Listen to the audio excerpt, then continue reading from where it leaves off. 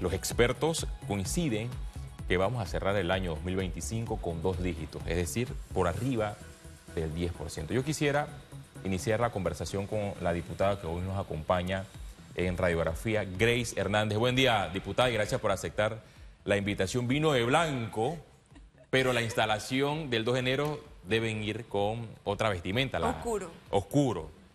En julio van vestidos de blanco. Correcto. Cuando se instala ya la primera legislatura del tercer periodo de sesiones ordinarias. Antes de avanzar de los temas legislativos, yo quisiera también formularle la misma pregunta que hemos colocado en nuestras redes sociales relacionadas al desempleo. Hay demasiado desempleo en el país, los jóvenes quieren trabajar, vemos el desempleo además reflejado en las largas filas de las naviferias. Hay mucha necesidad desde la Asamblea Nacional. ¿Qué se puede hacer para trabajar en políticas públicas y bajar ese porcentaje o índice de desempleo? Hay unas proyecciones en 2026, yo pensaba que las proyecciones iban a ser más positivas porque el gobierno ha insistido en inversiones por arriba de 11.000 millones de dólares que se aprobaron en la Asamblea Nacional en el Presupuesto General del Estado, y hay grandes proyectos e inversiones que se van a ejecutar para el año 2026. Pero yo quisiera conocer su opinión, diputada, y gracias por aceptar la invitación. Gracias, Félix. Buenos días a todos. Feliz Navidad, si no nos vemos más adelante. Claro que sí, feliz Navidad.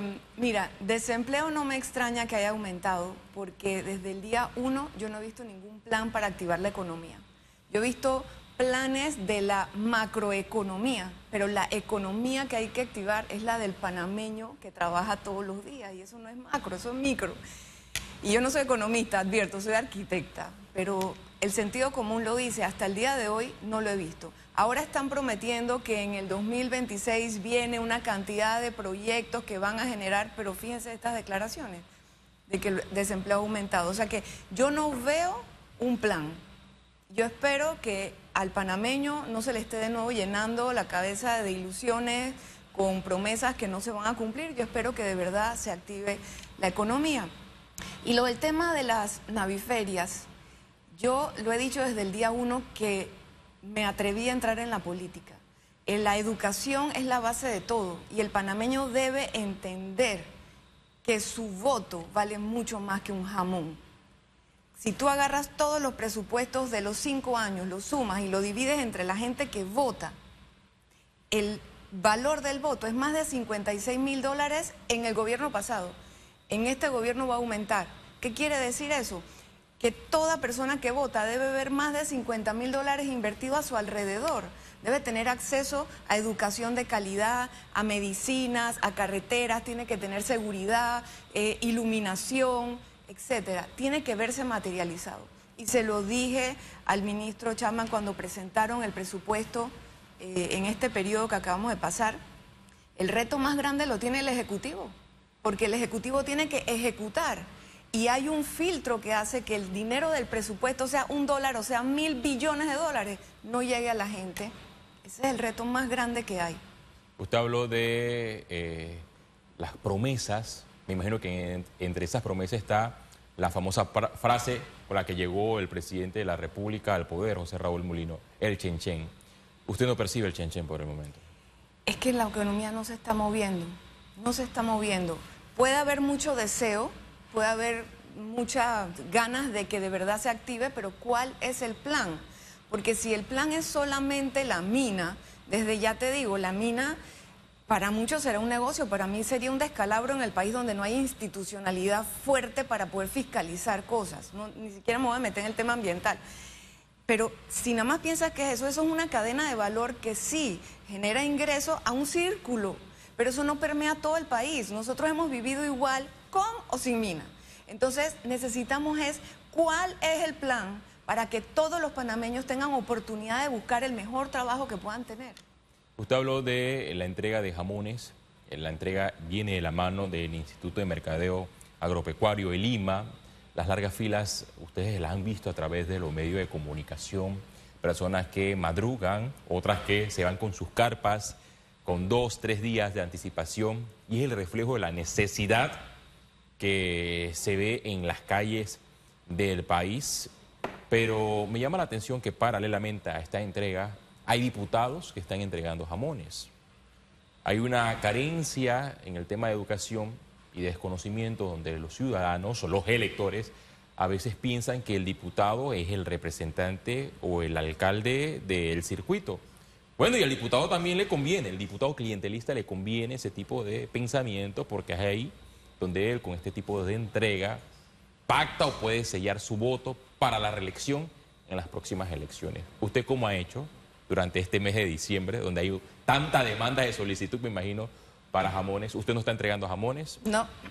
Usted le deja ese trabajo directamente a Lima. Es ¿Y que, qué le responde a ese elector cuando le dice, diputada, regáleme un jamón? mire, primero, el panameño lo que está esperando no es un jamón. El panameño está esperando oportunidades y el panameño que yo conozco es un panameño trabajador, echado para adelante, cumplido, que le gusta hacer su trabajo para ganarse sus cosas. El jamón ha sido una mala práctica que ha engañado a la gente, porque un jamón no te resuelve el resto del año. Por eso la educación es básica. Necesitamos una revolución en la educación en Panamá y no solamente a los que están en la escuela, sino todos los que ya salimos del sistema educativo para tener lo que hoy se necesita, que son habilidades blandas, inteligencia emocional, análisis crítico, para que puedan cuestionar. Aquí el tema es, a mí me piden igual que a los otros diputados, a mí me piden trabajo, me piden donaciones y yo cada vez que recibo esto entrego cartas explicando que el artículo de la ley tal prohíbe que un diputado dé donaciones, tal, porque no es el trabajo. Y mientras el panameño siga utilizando el sistema mal, se va a distorsionar.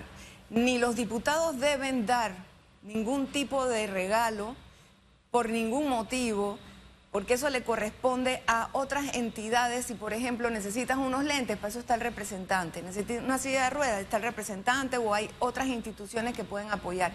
Y hay que guiar a la población y educarla. Pero si nosotros como diputados seguimos sin enseñarle al ciudadano cómo se debe utilizar el sistema, el poder que tiene el diputado es legislar, representar y fiscalizar.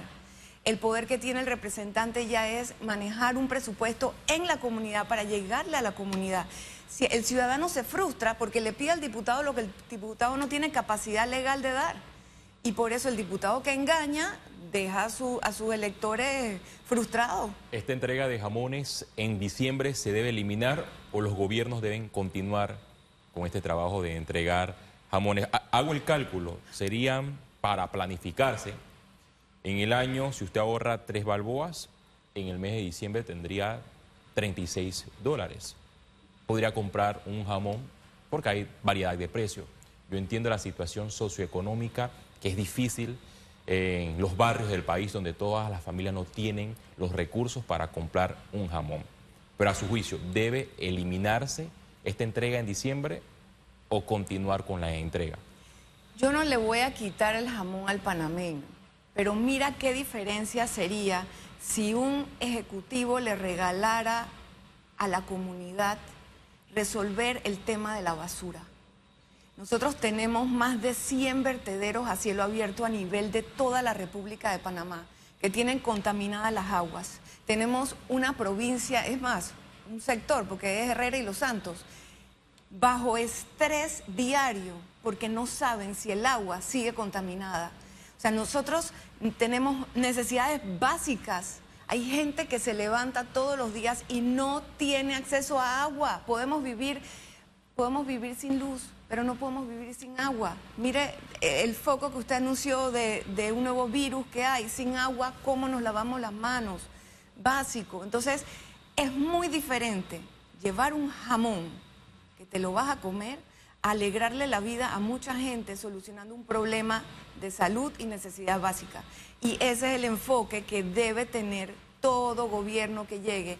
¿Qué es lo que necesita la gente para poder vivir mejor y que sola, a nivel privado, no lo puede resolver? Lo puede resolver el Estado. Bueno, parte de eso se debe conocer si existe algún plan de trabajo. El 2 de enero del próximo año, que ya está a la vuelta de la esquina, donde el presidente de la República, José Raúl Mulino, hará esa rendición de cuentas y presentará el informe de su año de gestión y de los proyectos que va a impulsar para el año 2026. Ese mismo día se instala la Asamblea Nacional. ¿Usted qué espera escuchar de esta rendición de cuentas del presidente José Raúl Mulino? Esta pregunta me la hicieron el año pasado para esta misma ocasión. ¿Y cumplió con lo que usted esperó o no cumplió el presidente? Yo tengo deseos y expectativas, pero conozco la realidad. Y yo sé que va a venir porque cada persona da lo que tiene. Entonces sabemos la personalidad del presidente. Yo espero que a él le vaya bien, porque genuinamente, si al presidente de la República le va bien, todos los panameños tendríamos prosperidad, tendríamos oportunidades de trabajo por igual, tendríamos los servicios básicos cubiertos. Yo espero eso y espero menos confrontación, espero más escucha, apertura, que construyamos este país juntos. Y si no hay un plan, señor, nosotros tenemos un país entero de gente que es trabajadora y que apoya. Panamá sabe trabajar en equipo, pero el equipo solo puede ayudar y aportar si le das información, si compartes el plan. Así que yo espero que haya un plan.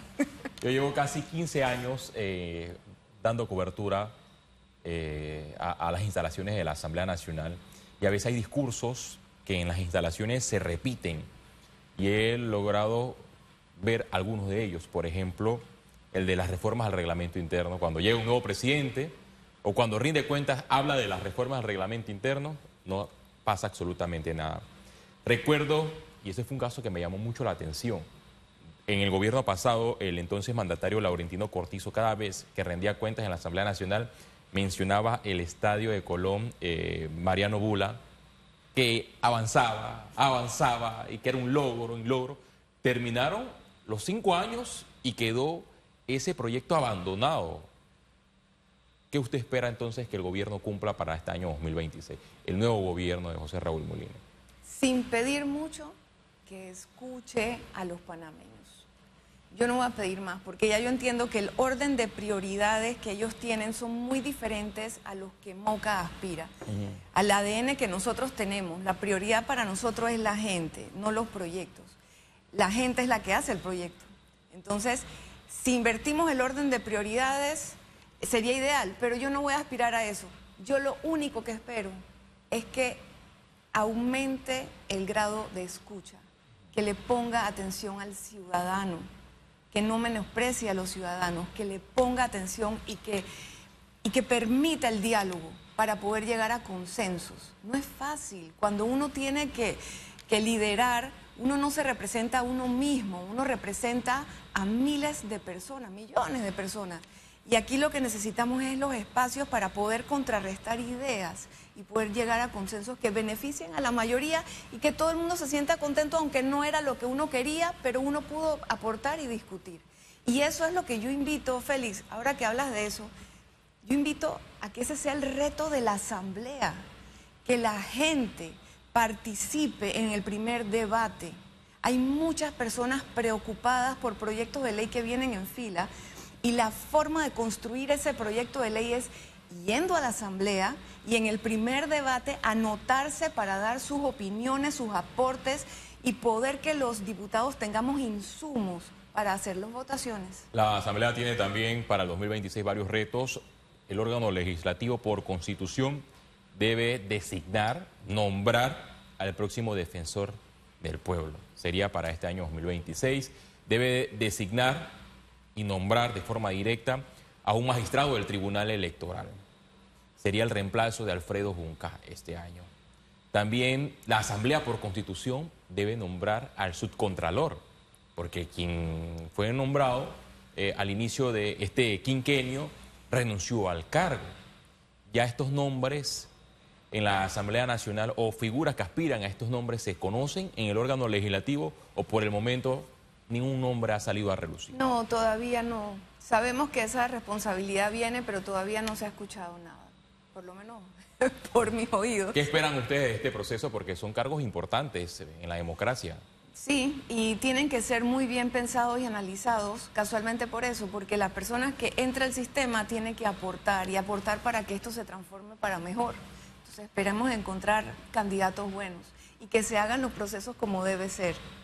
Otro de los retos es el tema de la planilla de la Asamblea Nacional, que ha subido de forma sorprendente. Para el mes de julio estaba en 3.000 aproximadamente, cierra noviembre, viene de diciembre por arriba de 5.000. Paralelamente, la Corte Suprema de Justicia debe decidir sobre el futuro de la ley de carrera legislativa, donde ya automáticamente, sin ningún concurso, los funcionarios de la Asamblea Nacional con 2 años ingresan a esa carrera que para algunos la han calificado como un blindaje.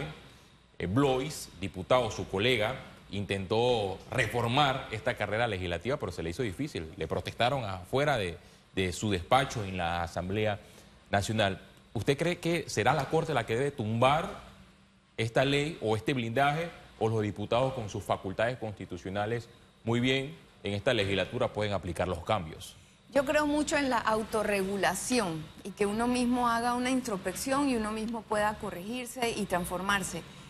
Pero el reto más grande para poder lograr que todas estas cosas se ajusten y mejoren es el cambio que se le va a hacer o la reforma que se le va a hacer al reglamento interno.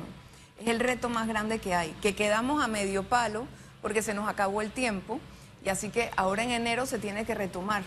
5 casos que debe tener este nuevo reglamento interno. Nosotros hicimos nuestras propuestas. Moca presentó sus propuestas de modificación y estamos a la espera de que eso entre al segundo debate para poder discutirse. Pero una de las cosas más importantes es diputado que no va no cobra. Esa frase, más que el simple hecho de cobrar, simboliza de que si el diputado no está no se puede votar. No hay quórum. Entonces, yo sé que se usa también como parte de la estrategia. Yo a todo el mundo que me visita en la Asamblea le explico que la Asamblea es un tablero de ajedrez hexagonal, tridimensional, donde todo el mundo juega a la vez. Y yo entiendo que no ir puede ser parte de la estrategia, pero allí necesitamos hacer que cada vez que se va a discutir una política pública, un proyecto de ley, estén los 71 diputados. Y encima hay suplente, así que si un diputado por algún motivo no puede estar, tiene un suplente que pueda estar allí, porque por ley electoral no nos permiten correr sin un suplente. Entonces el suplente existe. Entonces llenemos los espacios y trabajemos por el panameño. Pero entiendo que en el paquete que se aprobó en una subcomisión para llevarlo a un primer debate, porque estas reformas no se han aprobado ni en primer debate, y cada presidente que llega a la Asamblea Nacional, cada presidente, el órgano legislativo, promete los cambios. Los últimos cambios se aplicaron hace 15 años en la Asamblea Nacional. Pero la información que yo manejo es que esa propuesta de descuento directo a los diputados que se ausentan no fue incluida en el paquete. Bueno, Félix, yo te voy a dar, digamos, mi perspectiva y una buena noticia. A mí, desde que yo empecé y aprendí cómo funciona la Asamblea y me leí todo mi reglamento interno, el primer día nunca me ha importado ni preocupado cómo sale el proyecto de ley del primer debate, porque adivina, en el segundo debate también se puede cambiar. En el segundo debate ya no son 9 diputados, son 71 diputados que tienen que hacer un trabajo por los ciudadanos. Y allí se modifica, se cambia, se agrega, se transforma la ley. Ideal sea para mejor, ¿no? Pero allí hay que hacer un trabajo. El trabajo del diputado no es pararse en un micrófono, quejarse y sentarse. Si uno hace eso, no hizo nada. El trabajo es consensuar, hablar con los compañeros, pedir el voto para las cosas en las que uno cree que deben ser las leyes. En este caso, nos va a tocar muy difícil porque obviamente hay que convencer a la mayoría de que hay que buscar la fórmula de que todos estemos ahí.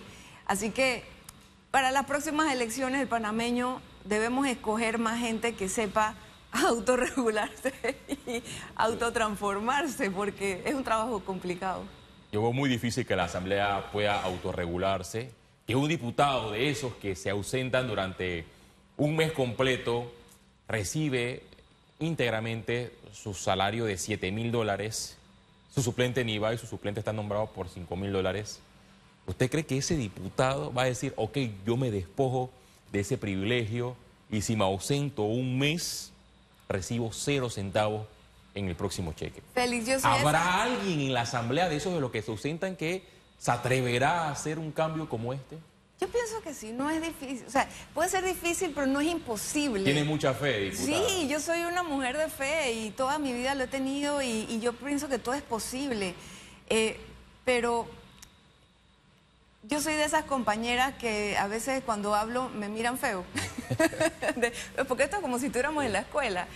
Y yo siempre he pensado, si el diputado falta a 3 sesiones del Pleno, que sea despedido y que entre el siguiente que estaba esperando entrar, porque que tuvo más votos, porque la gente espera que trabajen por los panameños, entonces no ir a la asamblea es no trabajar. Y esto no es personal contra nadie, esto es simplemente general para todos, que nos aplique la ley para todos. Ya veremos, o sea, el panameño hoy está despierto, el panameño sigue la asamblea, ve los diputados, falta que vengan más acá a participar de los debates, pero está bien, el diputado está ahí para representar, así que fiscaliza a su diputado. ¿Ese famoso bloque de los 36 sigue intacto o ya disminuyó a 16, a 20, a 25? ¿Cuáles son sus cálculos? Yo no llevo el conteo, pero seguro eso fue cambiando porque hasta el mismo día también cambió de forma, ¿no? Sí, yo recuerdo que usted fue una de las diputadas que manejaba unos cuadros haciendo los cálculos matemáticos de, en caso tal, los diputados integrantes de ese famoso bloque votaban como, debían votar, cómo quedaban las comisiones. En algunos cálculos las matemáticas fallaron porque el voto fue secreto y el equipo o el bloque del oficialismo logró comandar comisiones importantes como la Comisión de Gobierno y Credenciales. Pero el ciudadano percibe que la oposición cada vez disminuye en la Asamblea Nacional. ¿Moca o Seguimos se mantiene en ese bando de los diputados opositores? Claro, nosotros seguimos siendo oposición responsable y constructiva, porque también eso es importante entender. Nosotros no estamos esperando derramamiento de sangre, nosotros estamos esperando justicia, que se hagan las cosas bien, por Panamá y por los panameños. Leyes que sean productivas y buenas para mover la economía, para dar trabajo. Venga, nosotros apoyamos, pero cuando se tratan de pasar golazos, nosotros nos convertiremos en porteros y trataremos de parar el gol, y eso que yo no sé nada de fútbol. Ustedes... ¿Cómo se sienten trabajando de la mano con los diputados, ya que dicen ser diputados de la oposición, con los diputados de Vamos? ¿Hay una buena relación o hay una división entre opositores? Yo no puedo hablar por los demás, pero yo personalmente me llevo bien con todos, porque honestamente respeto a todos los diputados que están allí sentados, electos por panameños. Lo que yo sí trabajo todos los días es en mí, en tratar de dar lo mejor de mí, para poder influenciar y apoyar a los compañeros que quieren hacer una buena labor.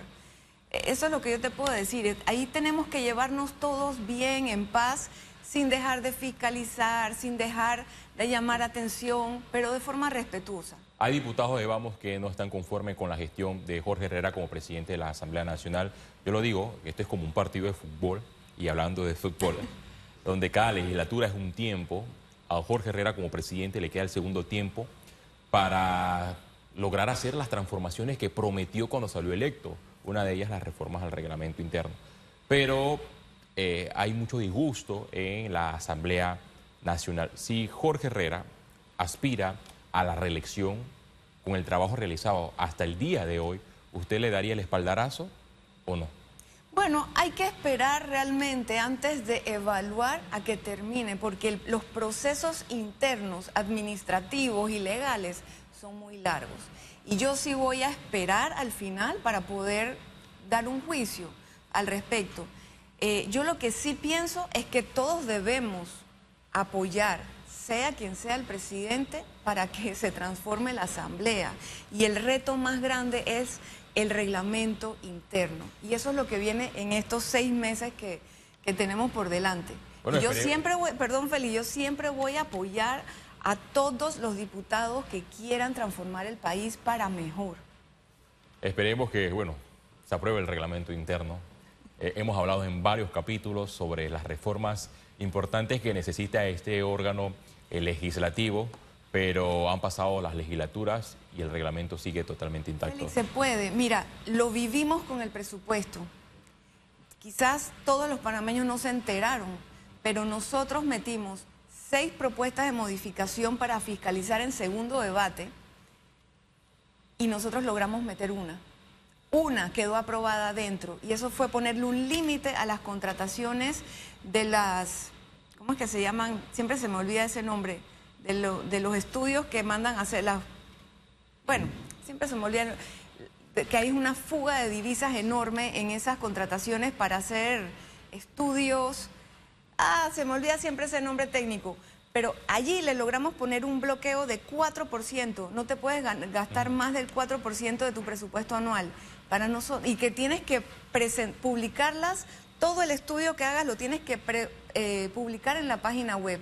Eso es transparencia y eso es fiscalización y eso es poner límites. Y de 6 logramos ese. Para mí eso es un gran logro dentro de 71 personas y hacer un poco de contrapeso. En una asamblea transparente, si son 6 propuestas que buscan transparentar más la cosa pública, las 6 deben ser aprobadas. Gracias, diputada, por su participación. Si no la veo, feliz Navidad y nos vemos, Dios mediante, el 2 de enero del próximo año en la instalación de la nueva legislatura en la Asamblea Nacional y el informe a la Nación del presidente de la República, José Raúl Mulino. Pausa, regreso en segundos.